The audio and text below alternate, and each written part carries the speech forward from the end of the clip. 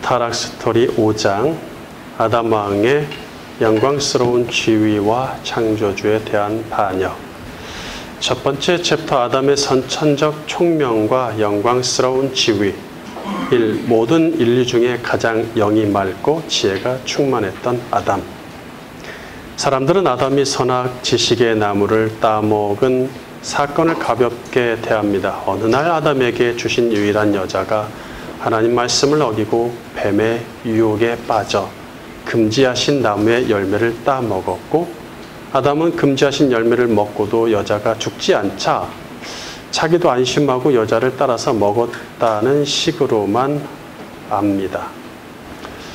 요즘은 자기와 한 몸인 여자를 혼자 죽게 둘 수 없어서 의리가 좋은 아담이 또는 여자를 너무 사랑했던 아담이 같이 죽으려고 먹었다는 식의 해석이 유행합니다.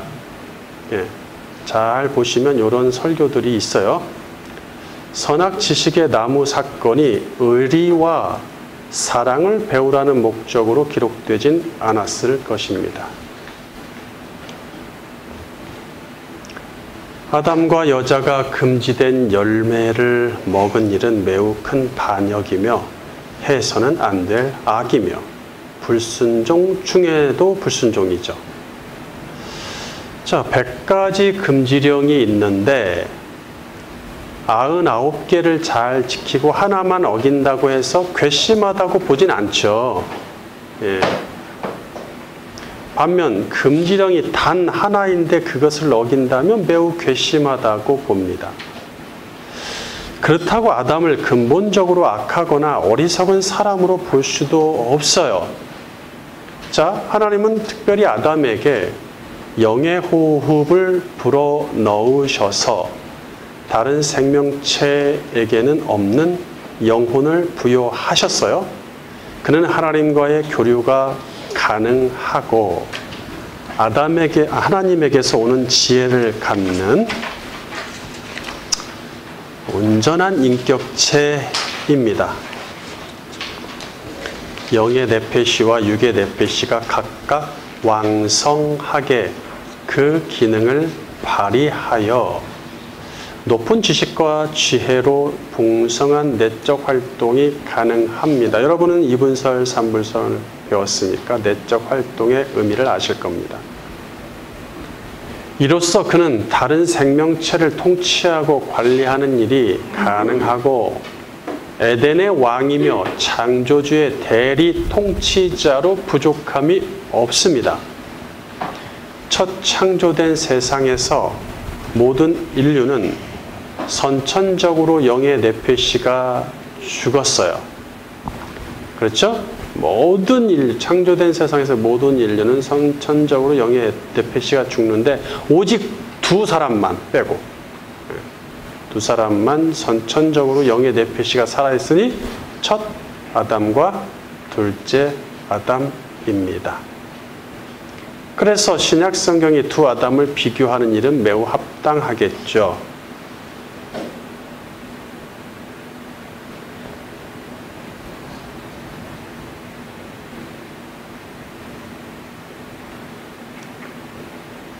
물론 이제 각주 20번의 에덴의 아담과 예수님의 비교는 둘이 공통적으로 아담이라는 것을 전제로 한 비교이지 살아있는 영의 네페시로 태어났다는 것을 제외하면 공통점을 더 이야기할 수는 없어요. 근본적으로 첫째 아담은 제작된 사람이고 둘째 아담은 하늘로부터 내려온 본래 있었던 하나님이시기 때문이죠. 첫째 아담은 단지 살아있는 영, 둘째 아담은 살리는 영이다. 이것도 다 배웠어요. 에덴의 아담과 예수님은 우리가 가질 수 없는 수준의 맑은 영혼과 지혜를 소유했음이 분명합니다. 예수님도 지혜가 풍성했다고 얘기하죠. 이는 아담이 얼마나 위대하고 영광스러운 지위인지를 말해줍니다. 예수님과 비교 대상이 된다. 그는 모든 동물의 이름을 지어주고 그들의 성향과 특성을 일일이 기억하며 관리할 정도이니 그 그의 통치력과 지혜는 가히 상상하기 어려울 정도이죠.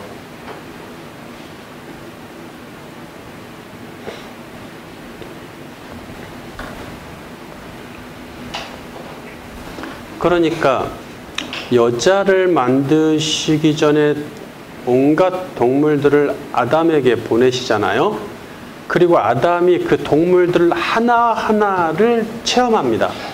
그것은 내가 지었어. 짠 한번 볼래? 호랑이, 사자, 곰, 너구리 이게 아니라 하나하나의 성향을 파악하고 본능을 파악하고 그 동물들에게 합당한 이름을 지어줄 뿐 아니라 그들을 어떻게 배치해서 살게 해야 될지를 다 관심 가져야 된다는 얘기예요. 예? 그렇다 보니까 그게 혼자 될 일이 아니기 때문에 돕는 동행이 필요하다는 걸 깨닫게 만드시는 거죠. 그래서 짠 하고 여자를 만들어 주신단 말이에요. 그걸 이렇게 연결을 시키시라는 얘기죠. 그러면 그 일이 쉽겠냐는 거예요. 어렵죠. 우리는 사실 어렵습니다. 그러니까 그의 통치력과 지혜가 충만하죠. 결국 아담은 온 땅의 어떤 피조물보다 더 아름답고 영화로운 지위에 있습니다. 아담 앞에서 모든 생물은 순종하며 굴복하죠. 게다가 하나님이 마음껏 먹으라고 주신 동산의 수많은 나무의 먹거리들을 즐기면서 꿈같은 시간을 보냅니다. 아름다운 에덴의 삶을 생각하노라면 더 이상 바랄 것이 없이 행복하여 왕의 삶이 따로 없어요. 두 번째, 더 큰 지혜와 더 차원 높은 영적 시각이 필요한가? 사탄은 하나님이 만드신 선한 세상을 그냥 두고 볼 수 없었습니다. 사탄이 이 땅을 자기 나라로 만들고 자기 마음대로 통치하려면 악의 개념과 악한 상태의 피조물이 절실히 필요하겠죠. 한마디로 사탄의 가장 강력한 무기이자 사역의 주된 수단은 악입니다. 하나님의 형상으로 만들어진 사람들과 창조 그대로 선한 상태의 창조물들은 그에게 결정적인 걸림돌입니다. 자신이 그랬던 것처럼 인간도 하나님의 명령을 어기고 배반하도록 만드는 것이죠. 하늘에서 반역한 사탄은 땅에서도 반역을 이끌어냅니다. 에덴 동산의 원초적인 선한 상태를 변질시키고 악을 가져올 수 있는 유일한 방법은 바로 그 유일한 단 하나의 수칙을 깨는 것이겠죠. 그러니까 그 금지령, 그 수칙 하나가 없다면은 사실 뭐 접근할 게 없어요.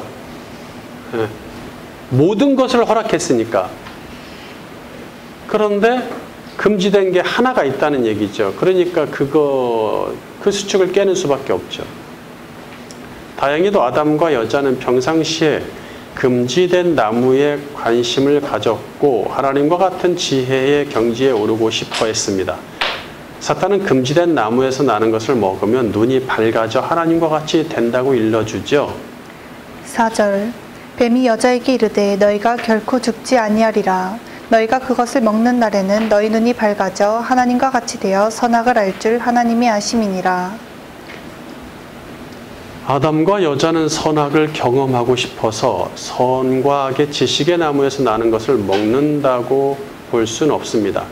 나도 경험하고 싶어. 뭐 이런 수준은 아니겠죠. 그 열매를 먹으면 선악을 경험으로 인식한다는 것을 그들도 다 알고 있으니 그 나무의 이름이 말해주잖아요. 나무의 이름이 말해주고 있어요. 그들의 귀가 번쩍 뜨이게 한 말은 눈이 밝아지고 하나님과 같이 된다는 것입니다. 밝아지다는 원어로 파카흐인데 열린다는 뜻이에요. 열린다. 눈이 열린다는 말은 그동안 자기들 능력으로는 보지 못했던 것들을 볼 수 있게 된다는 뜻이겠죠. 뭔가 닫혔던 것이 열린다. 이것은 눈의 시력을 말하는 것도 아니고 그들은 지음받을 때부터 선천적으로 영의 네페시가 살아서 뛰어난 통찰력과 판단력을 가지고 육의 세계를 보았을 것입니다. 육의 세계를 보는 그 시각은 활짝 열려 있겠죠. 하나님이 충분히 주셨으리라고 예측이 됩니다. 따라서 육의 세계를 보는 더 탁월한 시각이 필요하진 않을 터이니 그들이 보고 싶었던 것은 영의 세계가 아닐까요?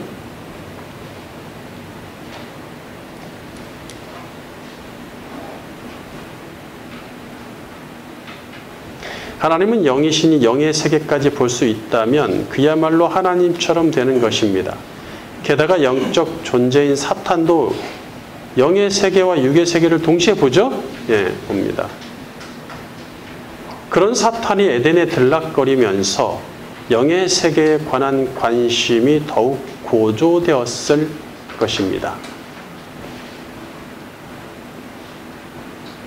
근데 그 영의 세계에 대해서는 하나님이 그렇게 얘기를 안 하시죠? 이게 이제 사탄의 미혹 중에 하나입니다. 기독교 2000년의 역사에서 이 영의 세계에 대한 많은 스토리들이 전개되었어요. 그러니까 예수님 시대에도 그렇고 바울 시대에도 그렇고 이 천사론이 유대인으로부터 나온 유대교에서부터 나온 이 천사론, 유대교 자체는 아주 그 신비주의 그 미신적인 걸로 가득 차 있잖아요. 그러니까 영적인 세계에 대한 이야기가 그들의 전통에 아주 가득 차 있습니다. 그렇다 보니까 거기서 나온 천사론이 초대교회를 흔든단 말이에요. 그래서 적지 않게 천사에 대한 이야기가 등장합니다. 예, 바울이 이것 때문에 고심했다는 것을 우리가 그의 서신서의 흔적에서 볼 수 있어요.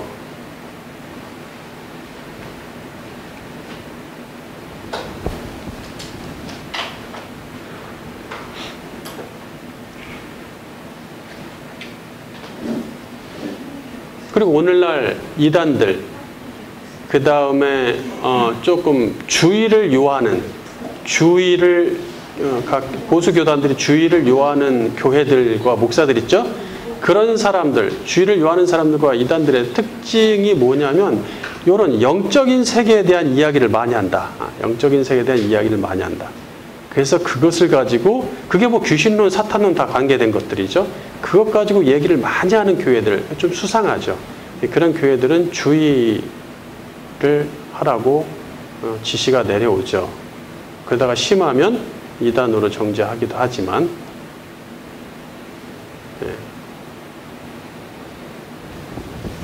특별히 얘기를 안 할게요. 여러분들이 웬만하면 이름 대면 다 아니까.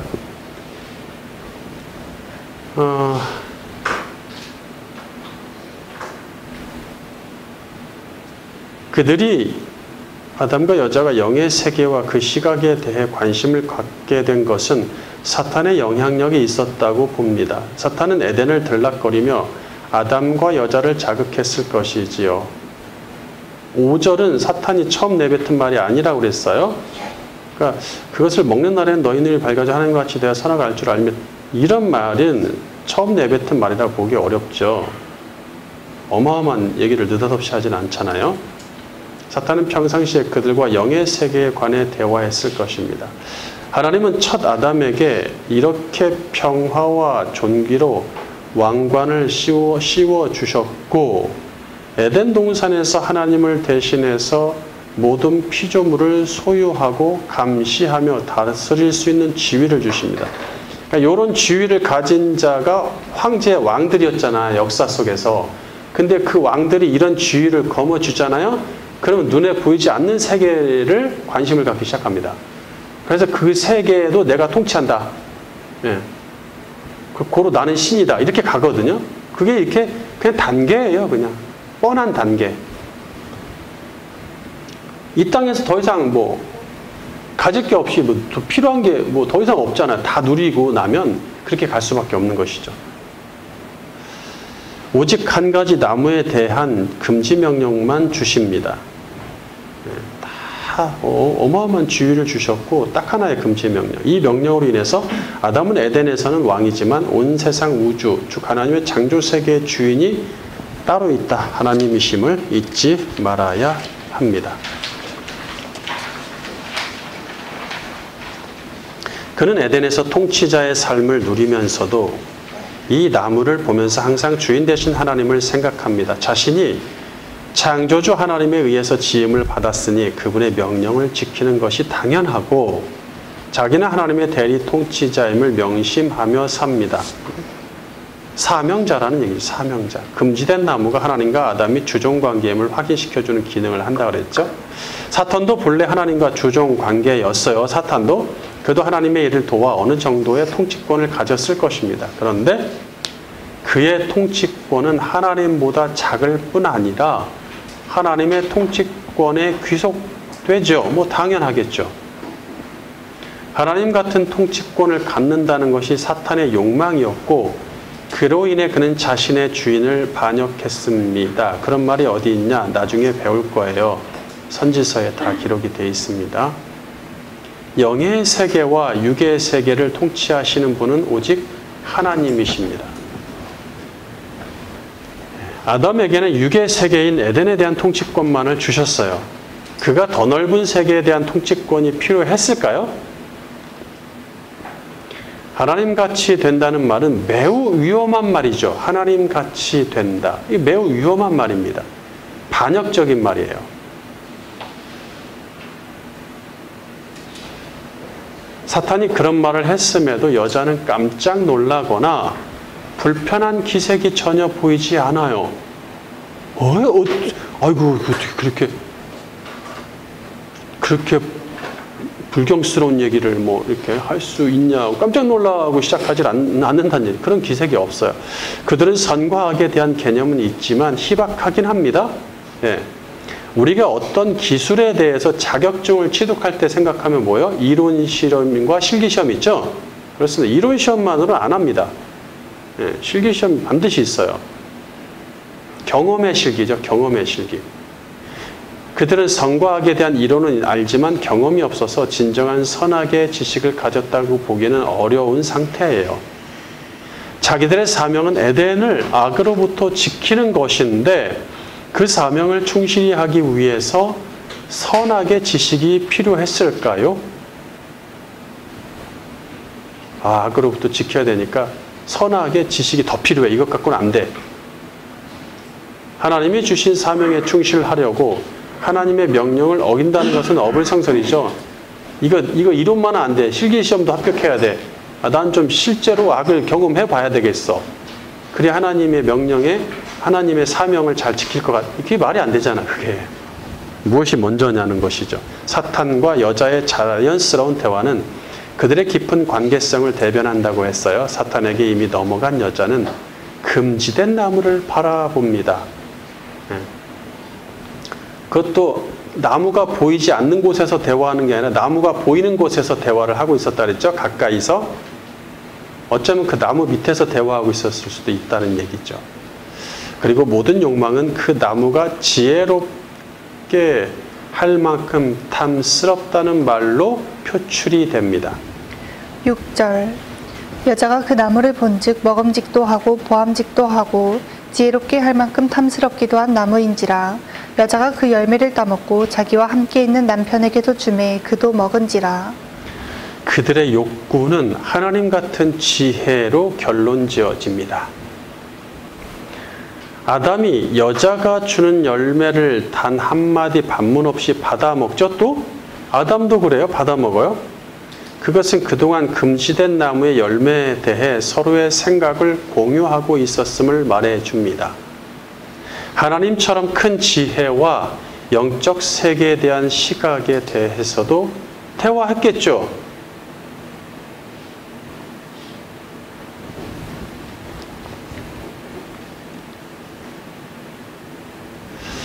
하나님 같은 지혜에 대한 그들의 욕구를 사명을 감당하기 위해 필요했을 것이라는 긍정적 평가는 여기서 필요치 않습니다. 하나님 같은 지혜가 필요한 것은 사명을 잘 감당하기 위한 것이었다. 뭐 이렇게 긍정적으로 애써 평가할 필요는 없어요. 그들이 욕구를 아무리 좋은 의도로 포장한들 명령을 어긴 불순종에 대한 변명이 되지 못합니다. 사명을 감당하는 데 필요한 것이 있었다면 하나님이 그들에게 더 주셨겠죠. 그리고 이미 충분히 주셨고 통치권을 주시면서 뭐 통치할 수 있는 지혜, 통찰력을 안 주시면 말이 안 되잖아요. 그렇게 하시는 분은 절대 아닙니다. 우리에게 사명을 주실 때는 그 사명을 감당할 만한 충분한 은사를 주십니다. 특히 선과 악의 지식뿐 아니라 영의 세계와 육의 세계를 창조하시고 통치하시는 하나님의 지혜는 사람이 넘볼 영역이 아닙니다. 선과 악의 지식, 그 지혜, 그 분별의 최고 권위자이시며 거기서 나오는 심판권도 갖고 계시잖아요. 심판. 그래야 심판하시고 판단하시죠. 그것까지 넘보는 것은 아니라고 보죠. 그런 지혜를 생각하는 순간 아담과 여자는 이미 반역이 시작되었습니다. 그들의 반역적 생각에 물을 주고 자라게 한 것은 사탄이겠죠. 결국엔 반역의 열매가 맺고 말았어요. 두 번째 챕터, 두로 왕을 통해 아담 왕을 고발하시다. 첫 번째, 절대자인 하나님이 되고 싶었던 두로 왕. 본문에는 아담의 욕심이 끝이 없었다든지 반역했다든지 주종관계라든지 뭐 에덴의 왕이라든지 이런 말이 없는데 왜 그렇게까지 해석하냐고 반문할 수 있어요. 본문에는 그런 언급이 없지만 에스겔서의 두로에 관한 이야기 속에서 아담의 반역에 관한 메시지가 숨어 있습니다. 에스겔 26에서 28장의 이야기는 이렇습니다. 두로라는 도시는 베니게의 무역 중심지이고, 이거 우리가 배웠으니까 쭉 읽을게요. 그냥 솔로몬과도 교역을 했고 고대 지중해를 주름 잡는 최고의 상인들이 살았던 곳입니다. 지중해 건너 스페인의 다시스와, 지중해를 쭉 건너 끝에 스페인 있죠? 거기 다시스와 그리스, 헬라와 무역을 하고, 또 내륙으로는 에돔, 다메섹, 아라비아, 메소포타미아 등과 무역을 하는 당대 최고의 무역 국가였죠. 이것이 가능했던 것이 수려한 지중해의 자연 경관과 편리한 교통, 그리고 유럽과 아시아와 팔레스타인과 메소포타미아의 중심에 위치하고 있다는 것이죠. 이 천혜의 환경을 이용해서 돈을 벌어 영광과 번영을 누렸습니다. 질 좋은 자재들을 수입하여 고급스러운 건물을 짓고 정치, 경제, 문화가 발전하고 유능한 지식인들이 많았어요.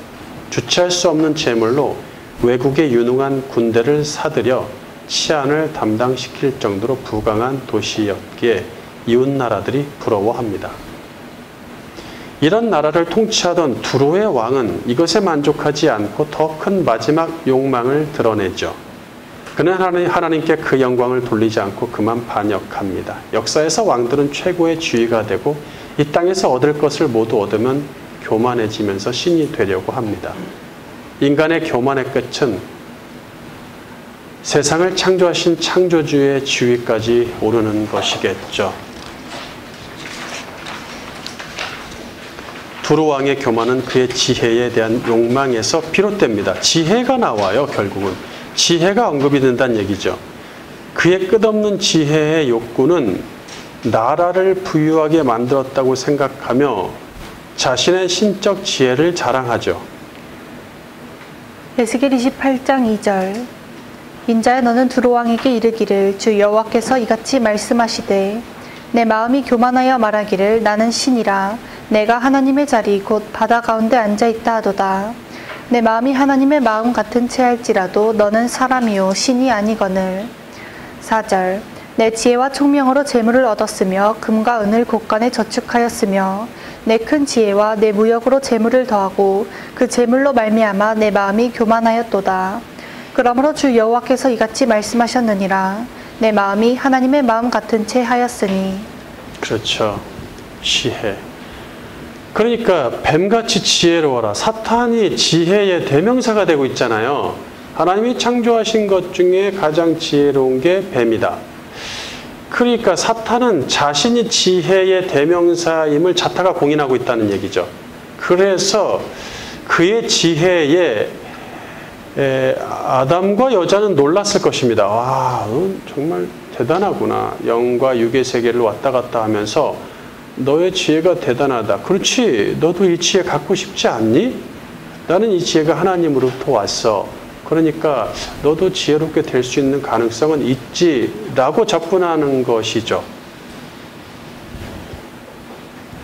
사실 해양도시 국가 두로가 얼마나 대단한 영화를 누렸는지, 두로 왕이 얼마나 위대했는지는 성경이나 일반 역사에서 그 근거를 찾기는 어렵습니다.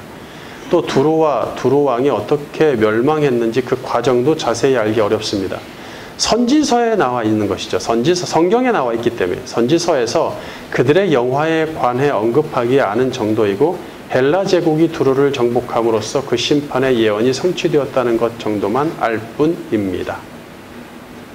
에스겔 외에도 구약 성경에는 두로에 관한 이야기가 적지 않게 등장을 하여 그 이야기의 분량이 무시 못할 정도입니다. 에스겔뿐 아니라 이사야 23장 전체가 두로의 이야기이고, 예레미야도 여러 번 이야기합니다.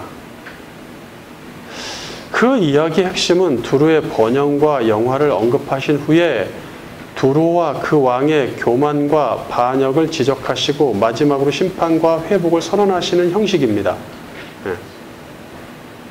이런 구절들은 문자로 봤을 때 해석하기가 어려워요. 두로를 통치했던 왕이 한둘이 아닌데 하나님께 반역한 이 왕이 어떤 왕인지 알 수가 없어요.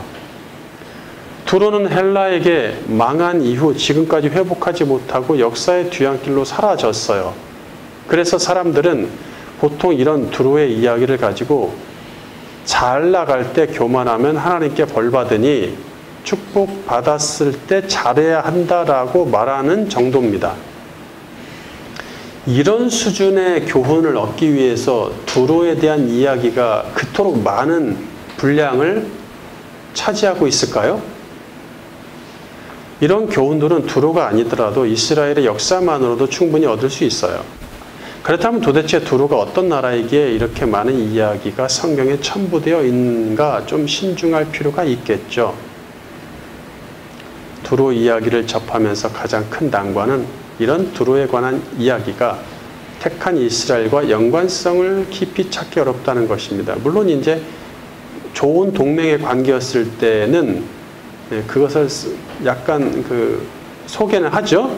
두로의 히람 왕과 그 아들 때 다윗과 솔로몬 왕 때 서로 사이가 좋았기 때문에 그런 정도는 연관성이 있는데, 그런 연관성은 다른 주변 국가도 많거든요. 좀 애매합니다. 그렇다고 해서 하나님의 구속사와 직접적인 관련도 없는 것이고, 두로보다 더 중요하면서 이스라엘의 구속사와 관련된 나라들은 많습니다. 지금까지 관련되어 있고 그 민족들이 살아서 서로 싸우고 있을 정도니까 아브라함의 조카 롯의 후손인 모압과 암몬, 야곱의 형제인 에돔, 이삭의 형제 이스마엘의 후손인 미디안 등이 있단 말이죠. 차라리 이런 나라에 관해서 이야기하는 것이 이스라엘과도 더 연관이 있는데, 이런 나라보다 더 두로에 대한 이야기가 더 많습니다. 두 번째, 절대자인 하나님이 되고 싶었던 아담 왕. 그런데 두로 왕에 관한 말씀 중에는 두로 왕에게 적용하기에 무리가 있는 구절들이 있어요. 이런 구절들은 에덴의 아담 왕을 연상케 하죠. 하나님은 두로의 통치자가 소유한 주위를 통해서 과거 에덴의 통치자가 소유했던 주위를 보여주십니다. 두로 왕의 교만과 반역을 지적하시면서 아담 왕의 교만과 반역을 고발하시죠. 이런 이중적 기법은 비단 여기뿐 아니라 에스겔, 이사야, 에레미야 등 대부분 선지서에 공통으로 나타납니다. 11절 여호와의 말씀이 또 내게 임하여 이르시되, 인자야 두로 왕을 위하여 슬픈 노래를 지어 그에게 이르기를, 주 여호와의 말씀에 너는 완전한 도장이었고 지혜가 충족하며 온전히 아름다웠도다. 네, 또 지혜 나오죠. 하나님은 에스겔에게 아담에 대해서 슬픈 노래를 불러달라고 하십니다. 뭔가 과거의 아담에 대해서 슬퍼하고 계심이 분명해요. 아담이 정교하게 만든 도장이라고 말씀하시죠. 아담은 하나님을 닮은 도장이었음은 분명합니다. 그래서 그를 끔찍이 사랑하시고 존귀와 영화로 관을 씌우시고 최고의 신분을 주셨어요.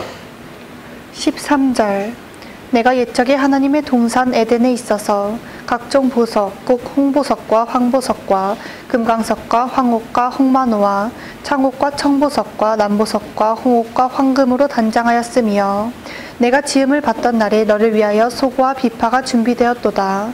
너는 기름 부음을 받고 지키는 그룹이며 내가 너를 세우매 내가 하나님의 성산에 있어서 불타는 돌들 사이에 왕래하였도다.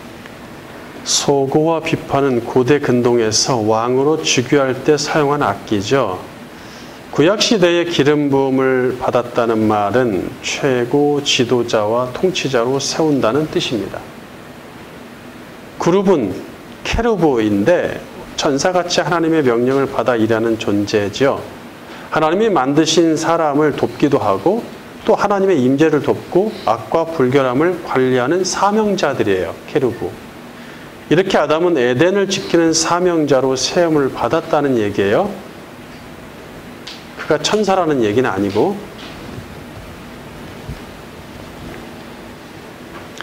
처음에 아담은 하나님을 대신해서 에덴을 지키는 케루브의 일을 해야 했기에 거기에 합당한 지위와 권위를 주셨습니다. 그러나 아담은 그런 영화로는 만족하지 못하고 결국 절대자인 하나님이 되려는 마음을 품습니다. 그가 주신 사명과 지위에 감사하며 그것을 즐거움으로 감당했다면 사탄의 제안에 쉽게 넘어가진 않았겠죠.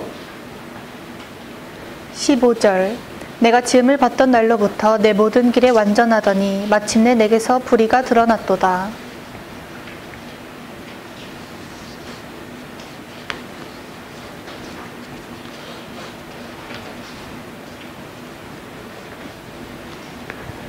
세 번째 챕터 악과 싸우기 위해 무화과 잎 허리띠를 동여매다.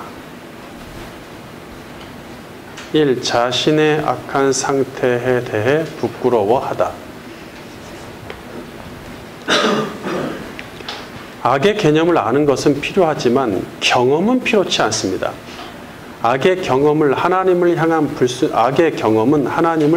불순종이기 때문입니다. 아담과 여자는 악에 대해 보는 눈이 생기자 자신의 악한 상태가 먼저 보이겠죠. 창세기 3장 7절 이에 그들이 눈을 밝아져 자기들이 벗은 줄을 알고 무화과 나무 잎을 엮어 치마로 삼았더라. 여기서도 밝아진다는 말 바카흐가 사용되고 있죠. 그러니까 너희 눈이 밝아져서 하나님처럼 될 것이다 라고 사탄이 유혹했던 것처럼 진짜 먹으니까 눈이 밝아져요. 눈이 열렸다고 번역해야 더 좋습니다. 처음엔 그들이 벌거벗었어도 부끄럽지 않았단 말이죠. 창세기 2장 25절 아담과 그의 아내 두 사람이 벌거벗었으나 부끄러워하지 아니하니라. 이 부끄럽지 않음은 비단 둘 사이만을 이야기하는 것은 아닙니다. 하나님 앞에서 자기 수하에 있는 에덴의 모든 피조물 앞에서 부끄럽지 않음이죠.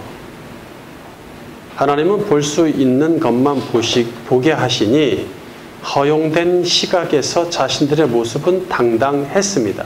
하지만 이제는 필요 이상의 것을 보게 되니 에덴의 통치자로서 자신의 벌거벗음이 부끄럽게 느껴지죠. 에덴의 통치자로 설 자격이 없고 하나님을 볼 면목도 없습니다. 우리에게 주신 사명의 크고 작음은 문제가 되지 않아요. 그 사명을 얼마나 값지게 생각하고 기쁨으로 감당하느냐의 문제입니다. 작은 사명이라도 기쁨과 만족으로 감당한다면 하나님과 사람 앞에서 부끄럽지 않습니다. 그 이상의 욕망은 사명자에게 반역자로 전락하게 만들죠. 맡겨주신 사명을 충실히 감당하며 순종하는 사람은 공동체 지도자와 지체들 앞에서 부끄럽지 않아요. 반면 사명에 만족하지 못하며 다른 욕망들을 품고 그것을 추구하는 불순종의 사람은 지도자와 지체들 앞에서 부끄럽습니다. 아담과 여자의 영의 네페시는 죽었어요. 육만 덩그러니 살아있는 모습은 선하지 않으니 자기들의 악을 숨겨야 했습니다. 자기들의 주인에게 반역했으니 에덴의 피조물에게 복종을 기대하기는 어렵습니다. 반역하여 악을 품고 있는 상태는 곧 죄를 품은 상태와 같으며 죄는 사람을 부끄럽게 만듭니다. 두 번째, 악과 싸우기 위해 허리띠를 동여 매다. 그들의 외모는 죄짓기 전이나 죄지은 후나 그대로이므로 외모를 가릴 필요는 없습니다. 하지만 그들의 내면에 있던 욕심이 드러났으니 그대로 보고 있기 수치스러웠어요. 그래서 무화과 잎을 엮어서 치마를 만들었다고 하죠. 이렇게 치마를 입으면 내면의 죄가 가려지고 마음의 수치가 가려질까요? 대부분 성경들은 무화과 잎으로 치마를 만들었다고 번역하고 있으며 해석자들도 신체 특정 부분을 가리기 위해서 치마를 만들어 입었다고 말합니다. 이로써 해석자들은 죄와 신체의 특정 부위와의 연관성을 자꾸 찾으려고 해요. 그러니까 뭐냐면 그들에 의하면 아담과 여자는 악을 행하고 죄를 품은 상태가 되었으니 앞으로 나올 후손도 죄를 품은 상태로 태어나리라고 생각했다는 것이죠. 예. 죄를 가진 인류를 낳게 될 자기들의 생식기를 생각하니 부끄러워서 가렸다는 것입니다. 성경은 악인이 죄에 대해 부끄러움이 없다고 말하니 악인은 옷을 입지 말아야 합니다. 그렇죠? 그 말에 의하면. 또 죄사함 받고 그리스도로 옷 입은 자들은 죄에 대한 부끄러움이 사라졌다고 말하니 거듭난 자는 옷을 입을 필요가 없어야 합니다. 무화과 잎으로 신체의 부분을 가린들 죄가 가려질까요? 우리는 에덴의 아담을 유아적인 수준으로 평가함으로써 무지하고 어리석은 자로 전락시키려는 경향이 있습니다. 우리보다 더 스마트하다. 절대로 어리석지 않다라는 것을 명심해야 됩니다. 사실 치마를 뜻하는 단어는 따로 있으니 슐이나 쇼벨입니다. 아담과 여자가 만들어 착용한 것은 하고르라고 되어 있어요. 본문에. 이것은 허리띠를 뜻합니다. 하고르는 허리띠를 졸라매다 라는 뜻의 동사 하가르의 명사형입니다. 따라서 하고르를 애써 치마로 번역할 필요는 없어요. 그들이 몸을 가리는 것이 목적이었다면 망토처럼 커다란 옷을 만들어 몸 전체를 가렸겠죠. 몸 전체가 부끄럽지 않겠습니까? 아니 뭐 가운데만 가리면 되는 거예요, 그것이? 물론 허리띠, 고대의 허리띠가 어느 정도의 신체 부위를 가려주는 것은 기본으로 하고 있다는 것은 사실입니다. 성경에서 명사 하고르는 6회 사용되고 동사 하가르는 43회 사용되는데 모두 허리띠와 관련된 말로 쓰인다는 얘기예요. 왜? 치마라는 말은 따로 있으니까, 단어가 두 개나 있으니까. 어떤 일을 위해 행장을 갖추고 채비한다는 의미겠죠. 이사야 3장 24절.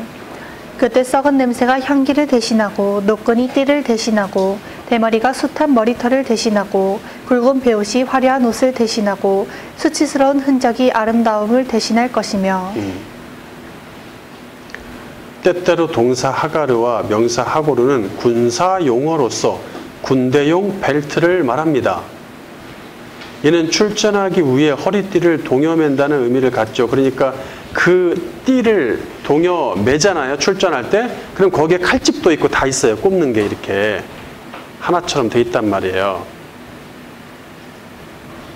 그리고 우리가 태권도 하는 사람들 보면은 그 특정 부위를 가려야 되잖아요. 위험하니까. 거기도 이렇게 가려주고 겸사겸사. 중요한 것은 허리띠를 동여 맨다는 것이죠. 태세를 갖춘다. 사무엘상 18장 4절. 요나단이 자기가 입었던 겉옷을 벗어 다윗에게 주었고 자기의 군복과 칼과 활과 띠도 그리하였더라. 사무엘하 18장 11절. 요압이 그 알린 사람에게 이르되 내가 보고 어찌하여 당장에 쳐서 땅에 떨어뜨리지 아니하였느냐. 내가 내게 은 10개와 띠 하나를 주었으리라 하는지라. 열왕기하 3장 21절. 모압의 모든 사람은 왕들이 올라와서 자기를 치려 한다함을 듣고 갑옷 입을 만한 자로부터 그 이상이 다 모여 그 경계에 서 있더라. 출애굽기 29장 9절. 아론과 그의 아들들에게 띠를 띄우며 관을 씌워 그들에게 제사장의 직분을 맡겨 영원한 규례가 되게 하라. 너는 이같이 아론과 그의 아들들에게 위임하여 거룩하게 할지니라. 네. 당시 군인은 자신의 무기를 허리에 찼기 때문에 하가르는 무기를 지니다 갑옷을 입다란 뜻으로도 사용이 됩니다. 사사기 18장 11절. 단지파의 가족 중 600명이 무기를 지니고 소라와 에스다올에서 출발하여. 사무엘상 25장 13절. 다윗이 자기 사람들에게 이르되 너희는 각기 칼을 차라 하니 각기 칼을 차매 다윗도 자기 칼을 차고 400명 가량은 데리고 올라가고 200명은 소유물 곁에 있게 하니라. 네, 대충 무슨 의미인지 아시죠? 뭐 치마 수준이 아닙니다. 이건 뭐. 따라서 하고르는 어떤 중대한 일이나 싸움을 염두에 두고 준비태세를 갖춘다는 뜻입니다. 물론 하고르가 치마의 개념도 있기는 하지만 이때의 치마는 여자가 멋을 위해 입는 치마가 아니라 고대 군인이 싸움을 위해 싸움에서 최적화된 치마의 개념이죠. 일종의 군복처럼 다 장치가 되어 있죠. 본문에 아담이 입었던, 그러니까 그렇게 발전이 된 거죠. 원래 띠라는 뜻이었는데 띠를 띈다. 태세를 갖추기 위해서 허리띠를 동여맨다. 준비태세를 갖춘다. 이런 띠의 의미였지만 이제 이것이 점점 전쟁에 대한 어떤 갑옷 수준까지 발전하는 것이죠.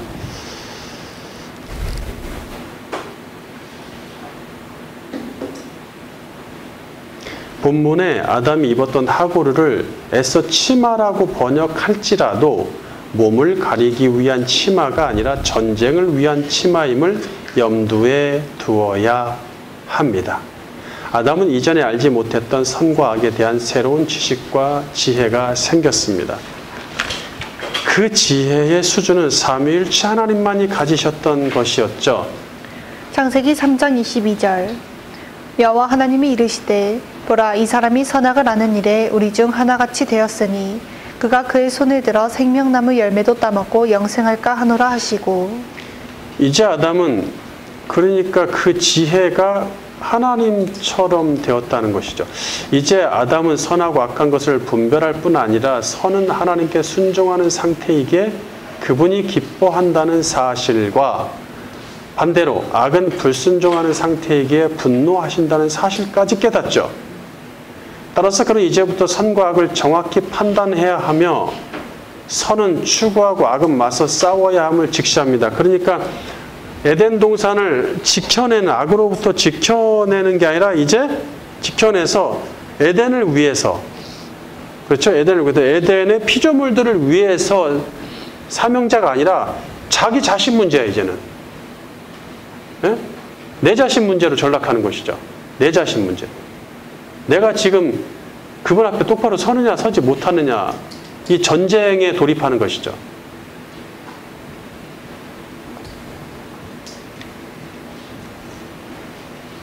따라서 그는 이제부터 선과 악을 정확히 판단해야 하며 선은 추구하고 악은 맞서 싸워야 함을 직시합니다. 사탄에게 속은 사실을 안 아담은 앞으로 진행될 사탄과의 전쟁을 예상합니다. 이제부터 진행될 인생은 그리 만만치 않음을 깨닫고 나름대로 만반의 준비로 허리띠를 동여맵니다. 물론 그들의 무화과 나뭇잎의 허리띠는 완전하지 않기에 후에 하나님은 이것보다 더 좋은 가죽옷을 입혀서 전쟁터로 내보내시죠. 이건 다 영적으로 상징적으로 다 해석을 해야 되는 문제예요. 뒤에 가서 해석을 해드릴게요.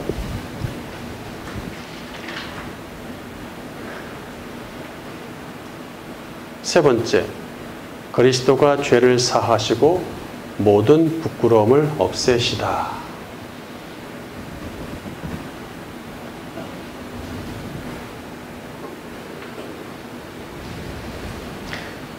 사탄은 세상의 악을 도입하여 사람을 죄로 물들게 만들었어요. 이런 죄를 가진 상태의 인간은 하나님 앞에서 부끄러운 상태입니다. 하나님은 사람을 당신을 닮은 존귀한 존재로 만드셔서 창조 세상을 지배하며 떳떳하게 살게 하셨어요. 그러나 마귀는 사람을 떳떳하지 못한 존재로 전락시키는 것이죠. 아담도 욕심을 이루기 위해 하나님께 반역함으로 하나님 앞에서 떳떳하지 못한 부끄러운 존재가 됩니다.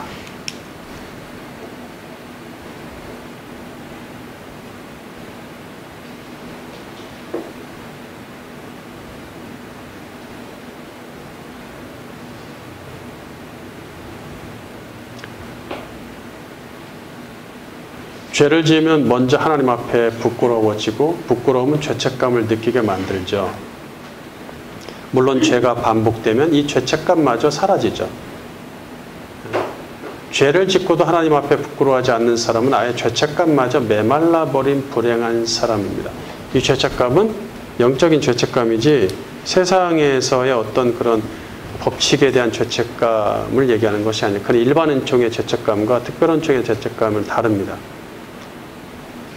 죄책감이 없는 것이죠, 사실은. 불신자한테는.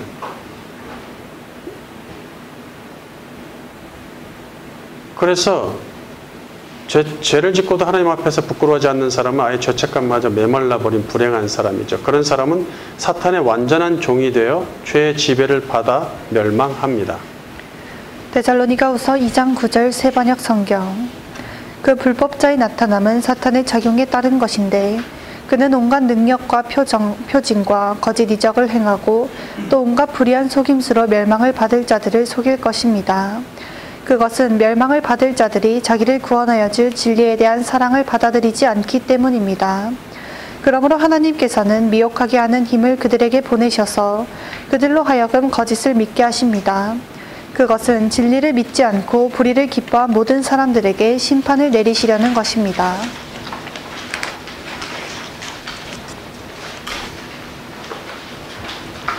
자기를 구원해 줄 진리를 믿지 않고 불의를 기뻐한 교만은 하나님의 증오와 심판의 대상이겠죠. 그 진리를 외면하고 불의를 좋아하는 자들은 하나님이 미혹하게 하사 거짓을 믿게 하십니다. 그냥 두는 정도가 아니라 아예 거짓을 믿게 하는 거죠. 진리의 사랑을 받지 못하고 아예 구원받지 못하게 하십니다. 무서운 이야기죠. 내가 똑똑하고 잘나고 지혜 있어서 예수를 구세주로 영접하고 구원받았다는 생각, 행위 구원 이런 것들은 정말 불신앙적인 이야기입니다. 반면 우리는 그분의 선택을 받고 성령의 거룩함과 진리의 믿음으로 구원을 받았습니다. 이게 어찌 감사하지 않을 수 있습니까? 13절.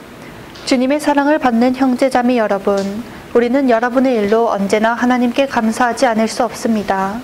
하나님께서는 여러분을 성령으로 거룩하게 하시고 진리를 믿게 하여 구원에 이르게 하시려고 처음부터 여러분을 택하여 주셨기 때문입니다. 이렇게 되게 하시려고 하나님께서는 우리의 복음으로 여러분을 부르시고 여러분에게 우리 주 예수 그리스도의 영광을 얻게 하셨습니다. 네.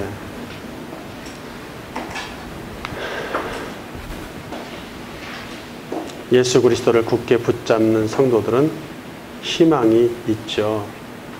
우리를 부끄러운 존재로 멸망하게 내버려 두지 않으심은 큰 은혜입니다.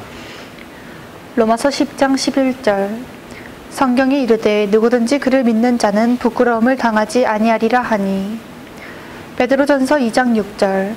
성경에 기록되었으되 보라 내가 택한 보배로운 모퉁이 돌을 시온에 두노니 그를 믿는 자는 부끄러움을 당하지 아니하리라 하였으니. 네.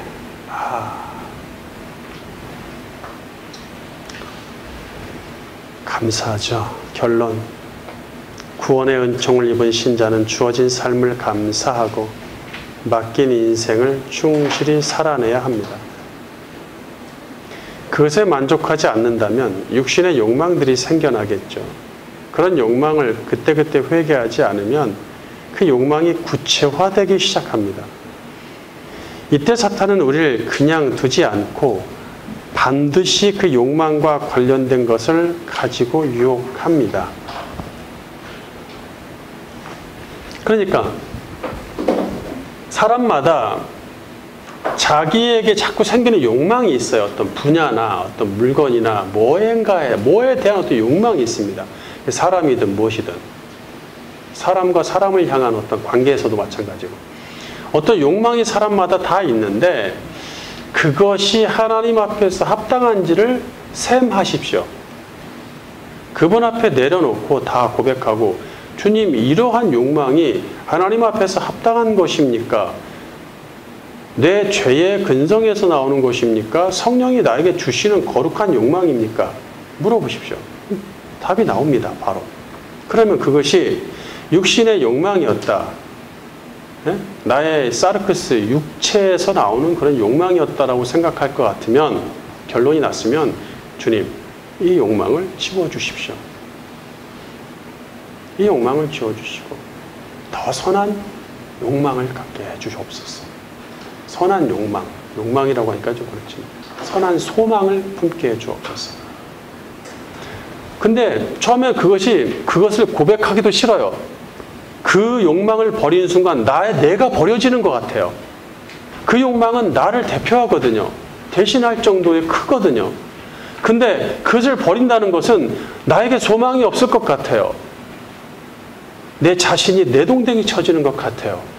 하지만 그분 앞에 고백하고 그것을 정산하고 났을 때는 사라집니다. 사라져요. 잔재가 남긴 해도 점점점 사라집니다. 하나님이 우리 기도를 들으시는 것이죠. 그래서 그것이 아닌 다른 것에 소망을 다 품게 됩니다.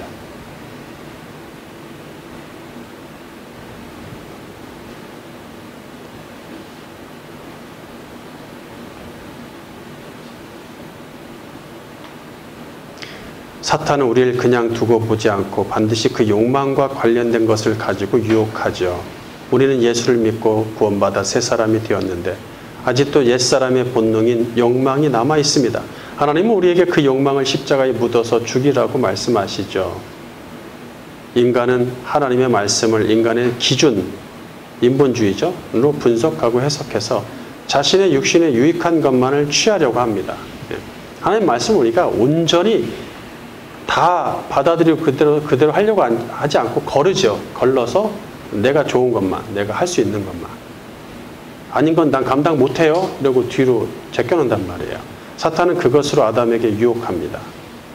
이 유혹에 넘어가면 여기서부터 반역이 시작됩니다. 아니 지혜가 필요하지. 에덴을 지키기 위해서 내가 더 큰 지혜가 필요하지 않겠어? 그리고 하나님의 그 영의 세계도 보고 싶은데 그럼 볼 수 있는 눈도 확 열리고 얼마나 좋겠어. 이렇게 포장할 수 있다는 얘기예요. 응?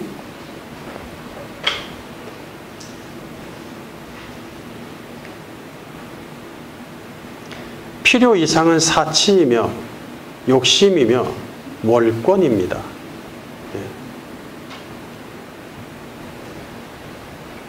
그러니까 우리에게 누리라고 주신 것 이상을 요구한다든지 또는 그것을 얻으라고 가르친다든지 그것을 얻는 법을 구하라 주실 것이요 두드리자 열릴 것이요. 그래서 그것을 얻는 법을 가르치는 것은 다 월권행입니다. 하나님을 향한. 혹시 우리는 필요 이상을 갈망하진 않습니까? 필요 이상을 갈망하는 순간 이미 반역은 시작됩니다. 사탄은 그 갈망을 반드시 이용할 것이기 때문이죠. 우리에게 주신 삶에 온전히 만족하며 감사하고 있습니까? 아니면 아직도 욕구가 충족되지 않았습니까? 어떤 환경과 지위가 주어지고 어떤 욕구가 충족되면 끝일까요? 육신의 욕망이 생기면 사탄은 그 기회를 놓치지 않고 유혹해서 죄를 짓게 만듭니다. 만족하지 못하는 것에서 반역이 시작되거든요. 또한 내가 처한 삶, 나에게 주어진 삶에서 만족하고 감사하는 데서 순종은 시작됩니다. 그것이 순종이에요. 그것이 토부한 상태입니다. 우리에게 주신 이 놀라운 구원의 감사 찬송하면서 이 놀라운 지혜를 주심, 충분한 지혜를 주셔서 말씀을 깨닫게 하시고 말씀을 향한 지식이 풍성하게 하시고 우리에게 더 필요한 게 있습니까? 우리를 당신의 합당한 수준 있는 믿음 있는 자녀로 만들어 가시는 그분의 은혜에 감사하면서 온전히 순종하는 자녀가 되기를 주님의 이름으로 축원합니다.